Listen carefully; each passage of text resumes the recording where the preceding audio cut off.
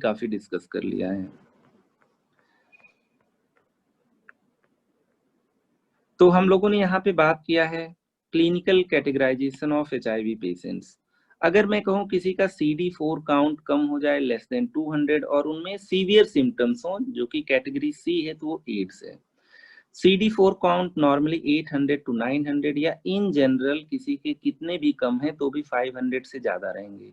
अगर यही 500 से कम आ जाए तो कुछ अपॉर्चुनिस्टिक इन्फेक्शंस होंगे, एड्स डिफाइनिंग इन्फेक्शन होंगे जो कि नॉर्मल हम लोगों में नहीं होते हैं। ठीक है, CD4 200 से कम हो जाए मतलब सीवियर इन्फेक्शन है और यहाँ पे इन्फेक्शन के अलावा मैलिग्नेंसी या कैंसर होने के भी चांसेस ज्यादा हैं। हम लोग कहते हैं acquired immunodeficiency syndrome. Clinical category 1 की बात किया गया था। यहाँ पे एक वायरल इलनेस जैसा आ जाएगा, फीवर वगैरह, उसके बाद शांत हो जाएगा या वो भी नहीं आएगा। हो सकता है बीच बीच में लिम्फ नोड्स बड़े हो जाएं। कैटेगरी 2 में मैंने कहा था बहुत सीवियर इन्फेक्शंस नहीं होंगे, ठीक है, लेकिन कुछ प्रॉब्लम्स यहाँ पे हो सकती हैं, जैसे बराबर फीवर आ सकता है, वेट लॉस हो सकता है, डायरिया हो सकता है, कैंडिडा का इन्फेक्शन ओरल थ्रस और आपका ओरल हेरी ल्यूकोप्लेकिया जो कि इप्स्टीन बार वायरस से, हर्पीज जॉस्टर वेरिसेला कभी हुआ है तो हर्पीज जॉस्टर हो सकता है, सिंप्लेक्स हो सकता है, सर्वाइकल डिस्प्लेजिया हो सकता है लेकिन सर्वाइकल कैंसर नहीं। ये आपका ओरल थ्रस है। आप यहाँ पे पैलेट देख रहे हो, मुंह खोल के पेशेंट का हम लोग देखेंगे टॉर्च से। यहाँ पे व्हाइट व्हाइट डॉट्स मिलेंगे या मेम्ब्रेन लाइक स्ट्रक्चर मिलेगा, हम लोग कहते हैं ओरोफेरिंजियल थ्रस। ये आपका ओरल हेरी ल्यूकोप्लेकिया है, टंग के लेटरल साइड पे इप्स्टीन बार वायरस का इन्फेक्शन। आगे चल के यही इप्स्टीन बार वायरस लिम्फोमा कराने लगेगा प्लांट कैटेगरी C में। ये हर्पीस सिंप्लेक्स लेबियालिस है, तो ढेर सारे हर्पीस वायरसेस। यहाँ पे अब वही कैंडिडा आपका और डीप चला गया और Epstein Barr virus sorry human papilloma virus से इन्वेजिव कैंसर हो सकता है, कपोसी सार्कोमा ब्लड वेसल के एंडोथीलियम का कैंसर, लिम्फोमा बर्किट्स लिम्फोमा ये भी आपका इप्स्टीन बार वायरस से। ठीक है, और ये ह्यूमन पैपिलोमा वायरस आप लोग गायनी में पढ़ोगे। ठीक है, तो कुल मिला के अपॉर्चुनिस्टिक इन्फेक्शन ही इनडायरेक्टली कैंसर भी कराते हैं। यहाँ पे आप लोगों ने देख लिया क्रिप्टोस्पोरिडियम, आइसोस्पोरा और क्या कहते हैं टॉक्सोप्लाज्मा, ये कुछ डायरिया कराएंगे, कुछ मेनिंजाइटिस कराएंगे, ये सब आपके प्रोटोजोन्स हैं। साइटोमेगेलो वायरस एक लेवल और चले गए वायरल इन्फेक्शन में। अब बैक्टीरिया में कोई भी बैक्टीरिया इन्फेक्शन करा सकता है। टीबी के केस में सॉरी HIV के केस में टीबी का इन्फेक्शन बहुत कॉमन है। एटिपिकल माइकोबैक्टीरिया से, माइकोबैक्टीरियम ट्यूबरकुलोसिस के अलावा आपके माइकोबैक्टीरियम एवियम और माइकोबैक्टीरियम इंट्रासेलुलर, ये बड़े ही रेजिस्टेंस ट्यूबरकुलोसिस इन्फेक्शन कराते हैं HIV एड्स के पेशेंट में। हम लोग कहते हैं माइकोबैक्टीरियम एवियम कॉम्प्लेक्स मैक, और इनके ट्रीटमेंट में मैक्रोलाइड और इथाम्ब्यूटॉल देते हैं। काफी सिंपल रहा यहाँ तक। ठीक है, अब यहाँ पे एक नोट लिख लेते हैं फिर एक नई। अच्छा हाँ, ये कपोसी सार्कोमा का फिगर है। ठीक है, एक्सटर्नल और इंटरनल हर जगह इस तरीके से एंडोथीलियम का कैंसर है तो थोड़ा बहुत एंडोथीलियम डिस्ट्रॉय होगा और रेडिश रैसेस मिलेंगे। ये आपका इसोफेजियल कैंडिडियासिस है जो कि कैटेगरी 3 में है ना।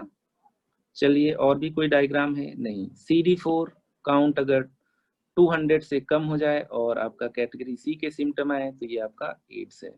याद रखिए, यहाँ पे मैं अभी स्लाइड चेंज करूंगा। किसी पेशेंट को अगर ट्यूबरकुलोसिस है, please get HIV test done. ठीक है, ये बहुत इंपॉर्टेंट है। आप किसी भी टीबी पेशेंट को ट्रीट कर रहे हो, आप उसका HIV स्टेटस जरूर देख लो। ठीक है, ताकि आप प्रोफाइल एक्सिस भी ज्यादा ले सको। और अगर ट्यूबरकुलोसिस का पेशेंट है और उसको HIV है तो उसे एंटी रेट्रोवायरल थेरेपी भी दीजिए। थर्ड थिंग है, उसे सोसाइटी में कह दीजिए कि ये काम आपने करना है और कोई काम नहीं करना है। ठीक है, ताकि दूसरों को ना फैले। तो हम लोगों ने बहुत डिस्कस कर लिया, सारे कॉन्सेप्ट को हम लोगों ने दोबारा रिवाइज कर लिया, सारे डायग्राम देख लिए। आइए अब नई स्लाइड से पढ़ते हैं हम लोग। क्या कहते हैं HIV इन्फेक्शन में किस तरीके से हम लोग स्टेजिंग करते हैं। ठीक है, आइए देखते हैं।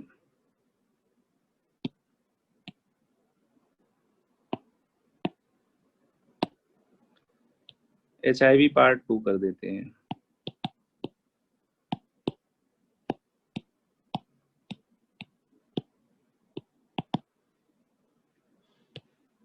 HIV part 2।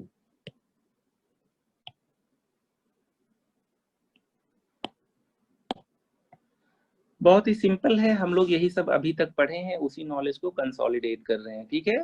तो सबसे पहले अगर हम लोग यहाँ बात करें स्टेजिंग ऑफ HIV, ठीक है, स्टेजिंग ऑफ HIV, इसको भी हम लोग बहुत सिंपली देख लेते हैं। ऑलरेडी हम लोग इससे रिलेटेड हर चीज डिस्कस कर चुके हैं, ठीक है। तो सबसे पहले हम लोग यहाँ कहते हैं अगर किसी को HIV हुआ, प्राइमरी इन्फेक्शन, जैसे एक वायरल इलनेस होता है वैसे यहाँ पे प्राइमरी इन्फेक्शन होगा। HIV वायरस बॉडी में जाएगा, वायरल इन्फेक्शन जैसा करेगा, उसके बाद शांत बैठ जाएगा, उसके बाद फिर एक्टिवेट होगा, है ना। यहाँ पे हम लोग कहते हैं सबसे पहला अपना प्राइमरी इन्फेक्शन, प्राइमरी इन्फेक्शन, है ना। और इसी को हम लोग कहते हैं leads to acute seroconversion, acute seroconversion. मतलब पहले इंसान HIV की एंटीबॉडी से नेगेटिव था, लेकिन जब ये बॉडी में जाएगा तो सीरो कन्वर्जन होगा। अब जो सीरम होगा उसमें HIV एंटीबॉडीज आने लगेंगी कुछ दिन के बाद, जितने दिन के बाद आएंगी सिम्टम आने के बाद, उसी को हम लोग कहते हैं विंडो पीरियड। उस समय अगर आप टेस्ट करोगे तो नेगेटिव आएगा, ठीक है। चलिए अभी इसकी बात करेंगे। सेकेंड हम लोगों ने कहा प्राइमरी इन्फेक्शन करके ये शांत बैठ जाएगा, CD4 सेल्स को किल करता रहेगा, है ना। तो हम लोग कहते हैं एसिम्प्टोमेटिक फेज या एसिम्प्टोमेटिक कैरियर स्टेज, दूसरों को दे सकता है, asymptomatic carrier stage, carrier stage, ठीक है। इसमें इसको एक ही सिम्टम आएगा ज्यादा से ज्यादा, ठीक है। जो लिम्फ नोड्स होंगे वो बीच बीच में बढ़ेंगे, जिसको हम लोग कहते हैं persistent generalized lymphadenopathy, only PGL, that is persistent generalized lymphadenopathy। Body के लिम्फ नोड्स बड़े हो जाते हैं, लिम्फ एडिनोपैथी। बाकी कोई दूसरा सिम्टम नहीं मिलेगा, और ये भी पेनलेस लिम्फेडिनोपैथी है, तो कभी कभी पेशेंट ध्यान भी नहीं देता है। चलिए अब हम लोग और एक स्टेज पे चलते हैं।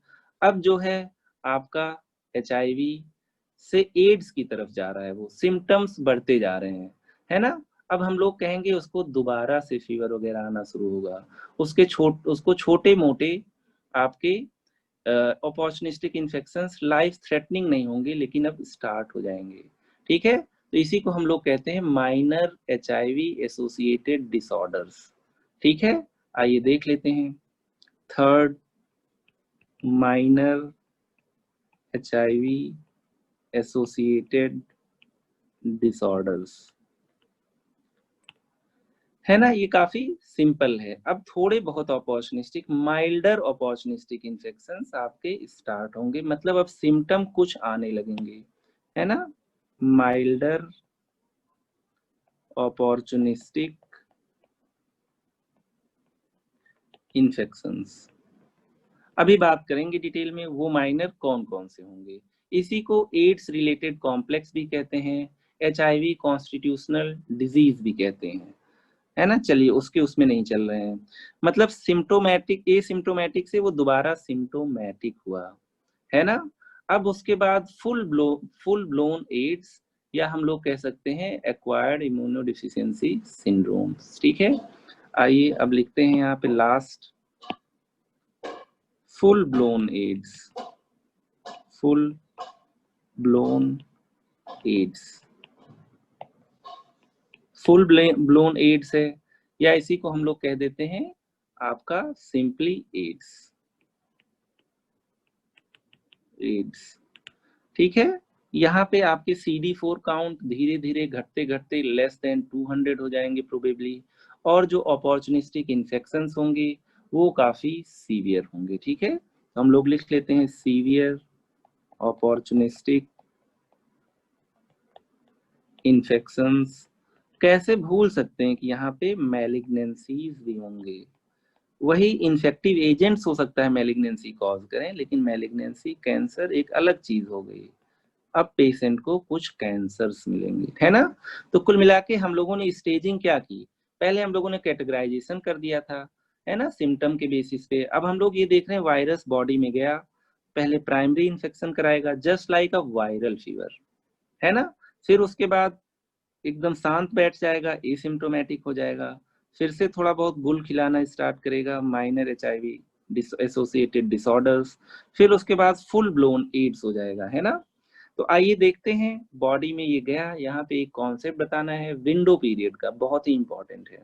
तो सबसे पहले हम लोग ले लेते हैं प्राइमरी इन्फेक्शन या एक्यूट सीरो कन्वर्जन। आइए देखते हैं, सबसे पहले ले लेते हैं हम लोग primary infection. First, primary infection, primary infection की बात करें इज इक्वल टू एक्यूट, इसी में आगे चल के एक्यूट सीरो कन्वर्जन, ठीक है। अब अगर वो टेस्ट कराएगा आगे चल के तो उसे पॉजिटिव मिल सकता है, और कुछ दिन तक पॉजिटिव नहीं मिलेगा, उसी को हम लोग कह देते हैं विंडो पीरियड, ये समझिएगा, ठीक है। तो प्राइमरी इन्फेक्शन जब पेशेंट को होगा तो सिम्टोमेटिक होगा एक बार के लिए, लेकिन वो नॉर्मल वायरल इन्फेक्शन जैसा उसको होगा, तो उसमें कोई ऐसा पर्टिकुलर सिम्टम नहीं आएगा कि उसे ये पता चल जाए उसे एड्स हो गया है ना। फीवर तो कभी भी आ सकता है, टाइफाइड में, डेंगू में, मलेरिया में, सिंपल वायरल फीवर में, है ना। तो यहाँ पे हम लोग बात करते हैं पेशेंट को HIV वायरस मिला, ठीक है, इसको अवार्ड मिला 2 to 4 वीक के बाद, या हम लोग कह सकते हैं 2 to 6 वीक के बाद इसको फीवर आना शुरू होगा। और ये जो फीवर आएगा ये एक हफ्ते में नहीं उतरेगा, याद रखो वायरल फीवर जैसा ही आएगा, है ना। Fever, rash, headache, joint pain, muscle pain, हो सकता है लिम्फेडेनोपैथी भी हो, है ना। ये वायरल फीवर जैसा तो होगा, लेकिन लॉन्ग लास्टिंग वायरल फीवर जैसा होगा 2 to 3 वीक्स के लिए। नॉर्मली वायरल फीवर कितने दिन में ठीक हो जाता है, नॉर्मली ठीक हो जाता है 1 वीक में, 2 to 3 वीक्स के लिए, ठीक है। अब देखो पेशेंट के अंदर HIV वायरस गया और उसके बाद सिम्टम आए, यही तो सिम्टम है 2 to 6 वीक। इसका मतलब जो इंक्यूबेशन पीरियड है, अगर हम लोग एक HIV वायरस की बात करें तो इंक्यूबेशन पीरियड करीब आपका 2 to 6 वीक है, मतलब HIV में भी इंक्यूबेशन पीरियड है, लेकिन ये इसके बाद फिर शांत पड़ जाएगा। This is incubation period, this is 2 to 6 week. तो जब वायरस बॉडी में गया उसके कितने दिन बाद सिम्टम आ रहे हैं, दैट इज इंक्यूबेशन पीरियड। एक हम लोग यहाँ पे कॉन्सेप्ट देख लिए कि HIV में भी एक इंक्यूबेशन पीरियड है, और जो ये आपके सिम्टम्स आ रहे हैं, ये आपके सिम्टम्स ऑफ प्राइमरी इन्फेक्शन, अभी ताजा ताजा बॉडी में कुछ सिम्टम्स आए हैं, just like prolonged simple viral fever, ठीक है। अगर यहाँ पे हम लोग कहें जस्ट लाइक प्रोलॉन्ग, तो वायरल फीवर में होता क्या है, फीवर के अलावा बॉडी एक होगा, बॉडी एक हो सकता है, रैसेस वगैरह आ जाए, है ना, हो सकता है जॉइंट पेन वगैरह भी साथ में हो, तो यहाँ पे नोजिया वोमिटिंग हो सकता है, just like viral fever, but unlike viral fever यहाँ पे जो ड्यूरेशन होगा दैट इज 2 to 3 वीक्स, है ना। इसका मतलब ये वायरस हमारी बॉडी में गया है और इसने इम्यून सिस्टम को एक्टिवेट कर दिया है। आपको पता है अगर इम्यून सिस्टम को एक्टिवेट करेगा, कैसे एक्टिवेट करेगा, एंटीबॉडी बनवाएगा, है ना। तो यहाँ पे जो बॉडी एंटीबॉडी जनरेट करेगी वो थोड़ी देर के लिए इस वायरस को से जो मैनिफेस्टेशंस हो रहे हैं उसको रोक देगी, लेकिन ये एक ऐसा वायरस है जो धीरे धीरे CD4 सेल को डैमेज करता रहेगा। तो हम लोग इसी को कह देते हैं प्रोलॉन्ग्ड सिंपल वायरल फीवर, है ना, वही सारे मैनिफेस्टेशन जो सिंपल वायरल फीवर में आते हैं। अब देखो जब इसको इतने सारे सिम्टम आ गए, है ना, इतने सारे इसको आपने देखा कि सिम्टम आ गए, अब इसके कितने दिन के बाद इस वायरस के अगेंस्ट एंटीबॉडी डिटेक्ट होगी, है ना। तो ये हम लोग देखेंगे, तो 2 to 3 वीक में इसका फीवर वगैरह शांत हो जाएगा, है ना, क्योंकि बॉडी इसके अगेंस्ट एंटीबॉडीज बनाने लगेगी, है ना।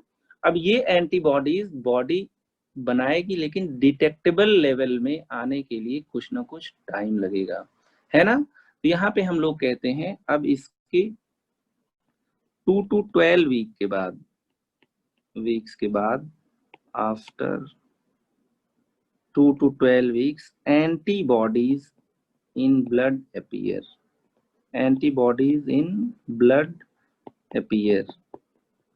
तो एंटीबॉडीज इन ब्लड अपीयर, तो हम लोग इसको एलाइजा टेस्ट से डायग्नोज कर सकते हैं। Therefore diagnosed by ELISA test. ELISA test है जो एंटीबॉडी को डिटेक्ट करती है, ठीक है, आप लोग जानते होंगे। अब देखो यहाँ पे सिम्टम आया, है ना, सिम्टम आने के 2 to 12 वीक के बाद जाके एंटीबॉडी दिख रहा है। तो यहाँ सिम्टम आया, पेशेंट ठीक हो गया, उसके 2 से 12 हफ्ते बाद व्हाट अबाउट कि अगर इस पीरियड में पेशेंट टेस्ट कराए तो उस पीरियड में हो सकता है 12 वीक तक एंटीबॉडी इतनी बनी ही ना हो, डिटेक्टेबल ही ना हो कि पेशेंट में HIV पॉजिटिव आए, जबकि उसका प्राइमरी सिम्टम खत्म हो गया है।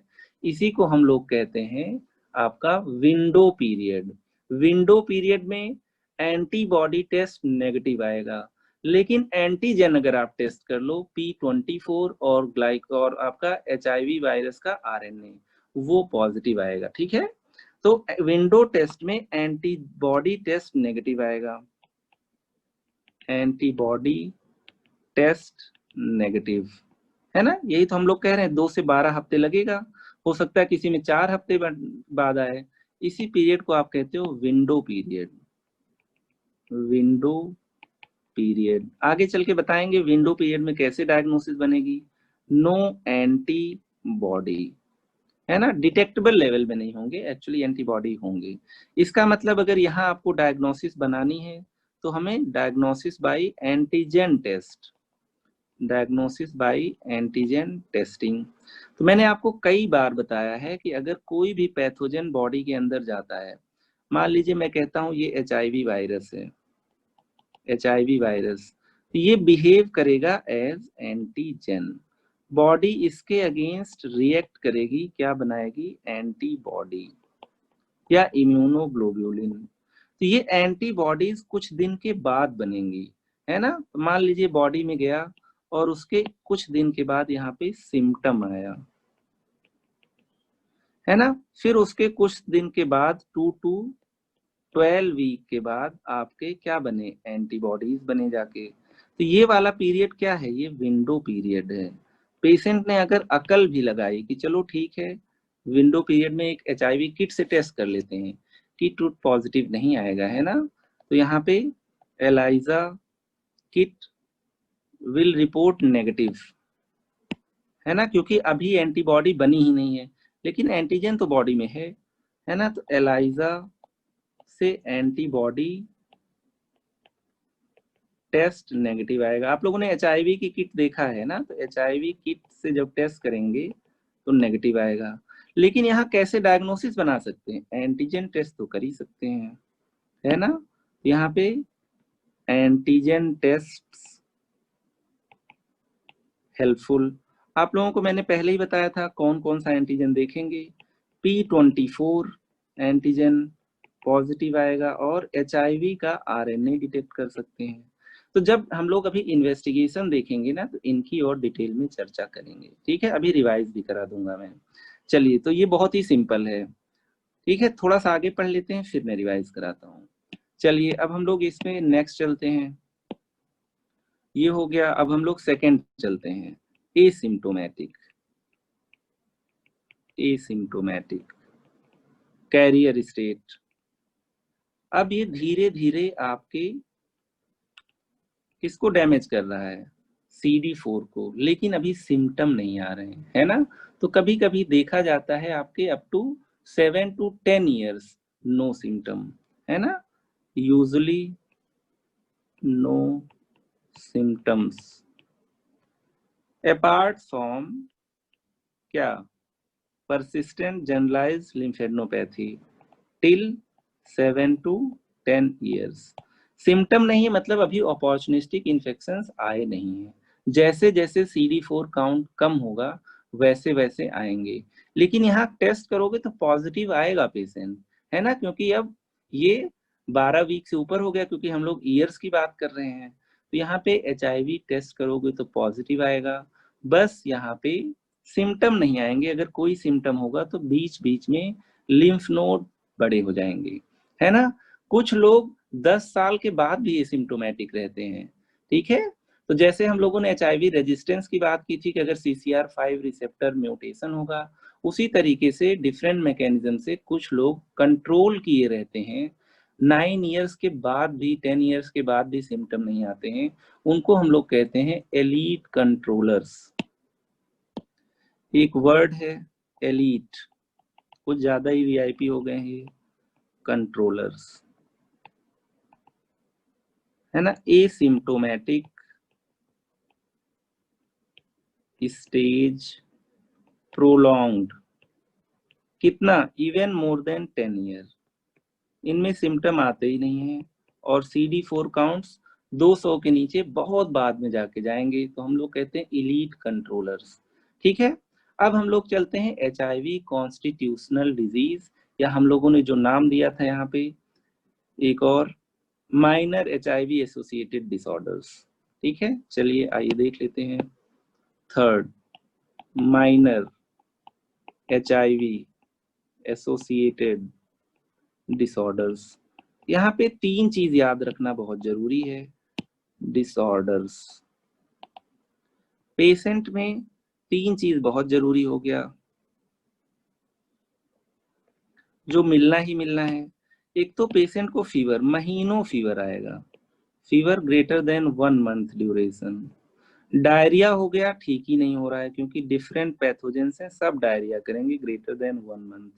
इन्हीं की वजह से पेशेंट में वेट लॉस ग्रेटर देन 10%, ठीक है। एक तरीके से ये ट्रायड है, किसी को अनएक्सप्लेन्ड फीवर हो, डायरिया हो और वेट लॉस 7% से ज्यादा हो, ठीक है। इसका मतलब ये परसिस्टेंट डायरिया से आगे क्रॉनिक डायरिया में पहुंच गया है, फीवर आपका बंद ही नहीं हो रहा है, सब कुछ आपने रूल आउट करा लिया है, और इन्हीं दोनों प्रॉब्लम्स की वजह से पेशेंट को वेट लॉस हो रहा है, ठीक है, ग्रेटर देन 1 मंथ और इट में लास्ट अप टू 3 मंथ्स। तो यहाँ पे फीवर, वेट लॉस, और हम लोग कैसे भूल सकते हैं कि ये लिम्फ नोड तो पहले से बड़े हो गए थे, है ना, विद परसिस्टेंट जनरलाइज्ड लिम्फेडिनोपैथी। तो कुल मिला के ये 4 चीजें ऐसी हैं जो HIV कॉन्स्टिट्यूशनल डिजीज या माइनर HIV एसोसिएटेड डिसऑर्डर्स हैं, ठीक है। यहाँ पे हम लोग देख रहे हैं ये 3 सिम्टम्स आपके प्रोलॉन्ग्ड होते हैं, greater than 1 month to 3 months. चलिए, तो ये माइनर HIV एसोसिएटेड डिसऑर्डर्स में इसको डालते हैं, या कॉन्स्टिट्यूशनल डिजीज में डाल देते हैं, ठीक है। चलिए अब और आगे चलते हैं फुल ब्लोन एड्स की तरफ। Full blown AIDS 4, full blown AIDS. Full blown AIDS की बात करें तो यहाँ पे हम लोग कहते हैं CD4 काउंट्स काफी डिक्रीज हो गए हैं।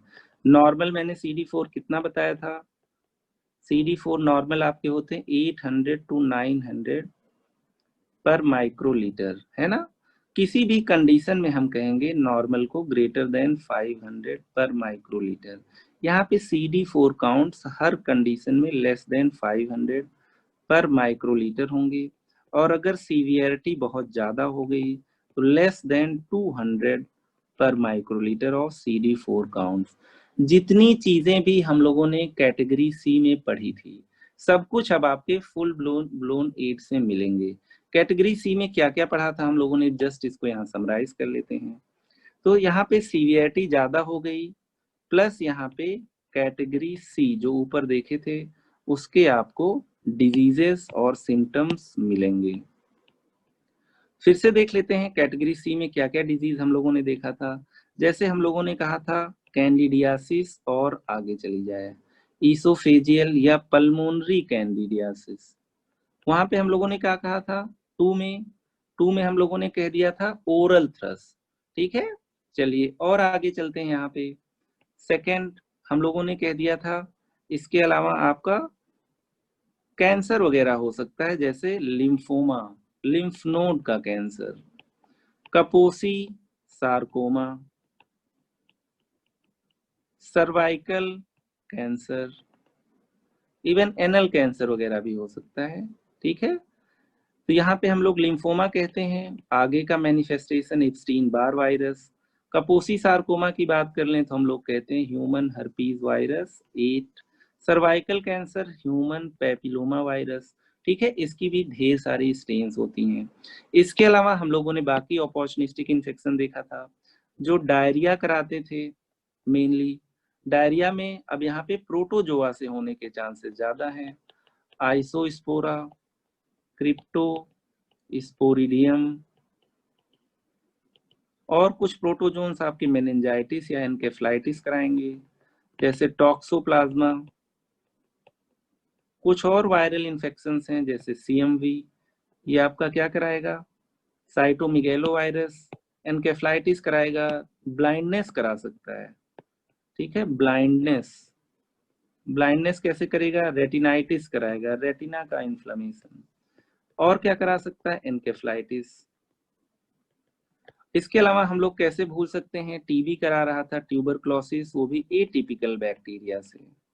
एटिपिकल है ना, जिसमें हमने कहा था माइकोबैक्टीरियम एवियम कॉम्प्लेक्स। तो ये सब चीजें पढ़ लिए हैं, तो इसको बहुत बार रिवाइज करने का कोई मतलब नहीं है। अभी जितनी बार हम लोग एचआईवी पढ़ेंगे आगे उसमें देखेंगे। ठीक है, एक चीज और यहाँ पे हम लोग प्लान कैसे करते हैं, है ना, ट्रीटमेंट का और इन्वेस्टिगेशन का।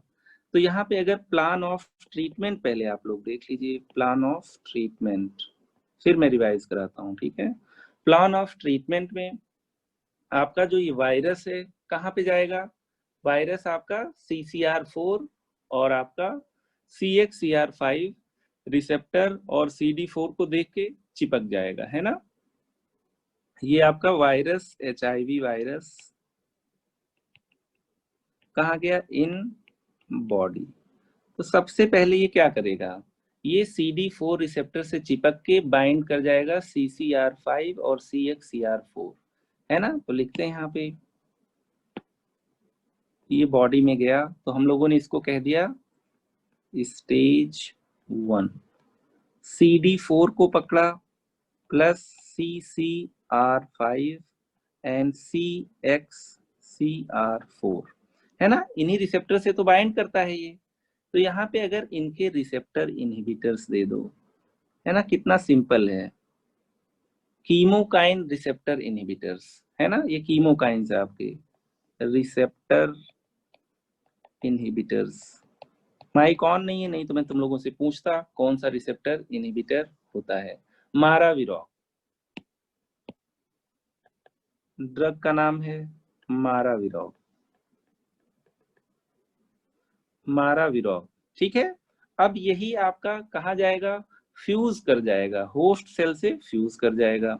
आइए आगे चलते हैं, स्टेज 2, होस्ट सेल से फ्यूजन, है ना, यहाँ पे होस्ट सेल से फ्यूज कर जाएगा, ये स्टेप 2 है। यहाँ हम लोग लिख देते हैं फ्यूजन। क्या देंगे, फ्यूजन इनहिबिटर्स। वायरस का ट्रीटमेंट हम कर रहे हैं, लेकिन ट्रीटमेंट क्योर नहीं कर पाएंगे, क्योंकि वो कॉन्सेप्ट जो बताया है केवल ये एक्टिवली रेप्लिकेटिंग सेल्स को डैमेज करेंगे।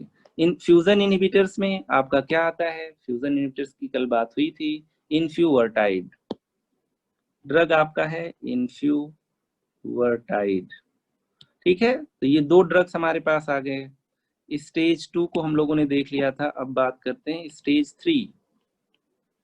स्टेज 3, अब इस वायरस को और क्या कर सकते हैं, रिवर्स ट्रांसक्रिप्टेज को, ट्रांसक्रिप्शन को इनहिबिट करेंगे, रिवर्स ट्रांसक्रिप्शन को इनहिबिट करेंगे। तो यहाँ पे हमारे जो मेन ड्रग्स हैं वो यही काम करते हैं, जिसको हम लोग कहते हैं न्यूक्लियोसाइड रिवर्स ट्रांसक्रिप्टेज इनहिबिटर और non nucleoside reverse transcriptase inhibitor. आज के लिए अभी इसको लिख लीजिए, NRTI और NRTI। ठीक है, इसका फुल फॉर्म वगैरह देखते रहेंगे, आपको एक आउटलाइन दे रहे हैं। स्टेज 4 पे आ जाइए आप लोग। और भी हमारे पास ड्रग्स हैं, दुनिया भर की ड्रग्स हैं जिससे वायरल रेप्लिकेशन कंट्रोल होगा, छुपा वाला नहीं कंट्रोल होगा। अब इसके अलावा इंटीग्रेशन होता था, इंटीग्रेशन। वायरल डीएनए किससे मिल जाता था? होस्ट डीएनए से, होस्ट डीएनए से। तो यहाँ पे इंटीग्रेज इनहिबिटर्स, इंटीग्रेज इनहिबिटर्स है ना, इंटीग्रेज इनहिबिटर्स। इंटीग्रेज इनहिबिटर्स की बात करें तो रेल्टेग्राविर लिख लेते हैं, रेल्टेग्राविर। अब एक और है जो वायरस की प्रोटीन को उसकी शेप में कन्वर्ट कर देता था, है ना, हम लोग कहते हैं translation, post translation changes, stage 5, stage 5। हम लोग क्या कहते थे? प्रोटीन को हम लोग चेंज कर देते थे, है ना। तो प्रोटीन मैचुरेशन, ताकि वो वायरस की प्रोटीन जैसा हो जाए, तो हम लोग कहेंगे प्रोटीएज इनहिबिटर्स। बहुत ढेर सारे प्रोटीएज इनहिबिटर्स होते हैं। चलिए मैं एक कह देता हूं, लोपिनावीर। ठीक है, बस यही इतनी ड्रग्स हमारे पास हैं, और इसमें से भी मेन आपके कौन से होते हैं? स्टेज 3 वाले और स्टेज 5 वाले, है ना, मतलब रिवर्स ट्रांसक्रिप्टेज और प्रोटीएज। तो ये कॉन्सेप्ट तो हम लोग पहले भी पढ़ चुके थे, है ना। बस अब हमें ये देखना है कि कैसे कैसे इन ड्रग्स को यूज करेंगे। डायग्नोसिस की भी बात मैंने कर दी है। अगर हम यहाँ पे फोकस करें आपके किस स्टेज में, विंडो पीरियड वाले में, तो हम लोग कुछ यहाँ पे एंटीबॉडीज डिटेक्ट करेंगे आगे चल के, और कुछ हम लोग यहाँ पे एंटीजन डिटेक्ट करेंगे। एंटीजन डिटेक्ट क्या क्या करेंगे हम लोग? P24 एंटीजन और HIV RNA। तो मैंने HIV से रिलेटेड सारा प्रोटोकॉल बता दिया है, सारा कॉन्सेप्ट बता दिया है, अब बस इन्वेस्टिगेशन और ट्रीटमेंट पढ़ना है। ठीक है, एक बार इसको फिर से देख लीजिए, बहुत ही इंपॉर्टेंट था। वायरस आपकी बॉडी में गया, एक वायरल इन्फेक्शन जैसा हुआ, लेकिन ये उस समय सिम्टम्स चले गए, वायरस बॉडी से नहीं गया। थोड़े दिन तक अपॉर्चुनिस्टिक इन्फेक्शन जब तक नहीं है, इंसान कैरियर स्टेज में है। ठीक है, आगे चल के थोड़े बहुत आपको मैनिफेस्टेशन आने लगेंगे। लाइफ थ्रेटनिंग अपॉर्चुनिस्टिक इन्फेक्शन नहीं होंगे, लेकिन डायरिया, डिसेंट्री, वेट लॉस, ये सब स्टार्ट हो जाएगा। देन फुल ब्लोन एड्स, जिसमें कैटेगरी सी के सिम्टम्स आएंगे या डिजीजेस होंगे, प्लस CD4 काउंट आपका हद से कम हो जाएगा। प्राइमरी इन्फेक्शन, किसी की डिजीज का अगर इंक्यूबेशन पीरियड की बात करें तो हम लोग यही कहते हैं वो पैथोजन बॉडी में गया, हमारी बॉडी में, फिर सिम्टम कब से आए? तो सिम्टम आने में कम से कम 2 हफ्ते का टाइम लगता है, और ये सिम्टम भी कैसा आएगा? सिंपल वायरल इन्फेक्शन जैसा। तो 2 to 6 वीक इसका इंक्यूबेशन पीरियड है। सिंपल वायरल फीवर जैसा तो होगा, लेकिन प्रोलॉन्ग होगा। ठीक है, तो यहाँ पे हम लोग कहते हैं प्रोलॉन्ग वायरल फीवर। अब जो वायरल फीवर के आप लोग साइन एंड सिम्टम जानते हैं, वो सब यहाँ पे इंक्लूड कर सकते हैं। अब ये सिम्टम आया, लेकिन इसके कितने दिन बाद बॉडी में एंटीबॉडी डिटेक्टेबल लेवल में आ जाएगी, है ना। इसका मतलब यहाँ सिम्टम भी आ गया, लेकिन अभी तक कोई यहाँ पे एंटीबॉडी डिटेक्टेबल लेवल में ब्लड में नहीं आई है। तो इसमें 2 से 12 हफ्ते लग जाएंगे। तो इसका मतलब हो सकता है 12 हफ्ते के बाद वो डिटेक्ट हो एंटीबॉडी टेस्ट से, एलाइजा से। तो इसी को हम लोग कहते हैं विंडो पीरियड, 2 से 12 हफ्ते का। विंडो पीरियड में कैसे डायग्नोसिस बनाए? वायरस को पकड़ लो, एंटीबॉडी नहीं बनी है, तो वायरस को कैसे पकड़ सकते हो? उसका एंटीजन जो ब्लड में रिलीज हो, दैट इज P24 और HIV RNA। इसी एंटीजन के अगेंस्ट आगे चल के एलाइजा में एंटीबॉडी भी मिलेगी, है ना, जो कि 12 हफ्ते के बाद। एसिम्टोमेटिक में केवल ग्लैंड बढ़ा होगा। माइनर HIV इन्फेक्शन, छोटे बहुत डायरिया और सेप्टिसीमिया का इन्फेक्शन होता रहेगा, जिससे फीवर प्रोलॉन्ग्ड होगा, एटलीस्ट मोर देन 1 मंथ, हो सकता है 3-3 महीने फीवर आए। डायरिया, वेट लॉस, इसके अलावा ग्लैंड तो आपके एसिम्टोमेटिक में भी थे, यहाँ पे भी वो परेशान करेंगे आपको। फुल ब्लोन एड्स का मतलब ये हो गया CD4 काउंट बहुत कम हो गए। अब जो इन्फेक्शंस होंगे वो लाइफ थ्रेटनिंग होंगे, और उसके अलावा कुछ न कुछ मैलिग्नेंसीज भी होंगी, है ना। तो यहाँ पे हम लोगों ने देख लिया कि कुछ आपके ऑर्गेनिजम्स थे जो कैटेगरी सी में पढ़ चुके हैं। प्लान ऑफ मैनेजमेंट, वायरस जैसे जैसे बॉडी में गया कुछ न कुछ मैनिफेस्टेशन कराया। पहले आपकी सेल को रिकॉग्नाइज किया, मारा विराग दे दो तो रिसेप्टर को ना रिकॉग्नाइज कर पाएगा, ना रिसेप्टर से बाइंड कर पाएगा। स्टेज 2 में अपनी प्लाज्मा मेम्ब्रेन से फ्यूज हो गया, फ्यूजन कहते हैं, यहाँ पे फ्यूजन इनहिबिटर दे दीजिए, इन्फ्यूवर्टाइड। रिवर्स ट्रांसक्रिप्टेज एंजाइम हमारी बॉडी में जाके वायरल DNA और उससे फिर वायरल RNA बना रहा था, उसको इनहिबिट कर दीजिए। फिर स्टेज 4 में वो वायरल डीएनए हमारे डीएनए से मिलके और अपनी आरएनए और अपनी प्रोटीन बनाता था। Integrase inhibitor, raltegravir. Protein maturation, जो प्रोटीन अपनी बनाया है ट्रांसलेशन से, वो G41 और GP120 हो जाए एग्जैक्टली, तो उसके कुछ पार्ट्स कट करने पड़ते हैं, तो प्रोटीएज इनहिबिटर होता है। लोपिनाविर, ठीक है।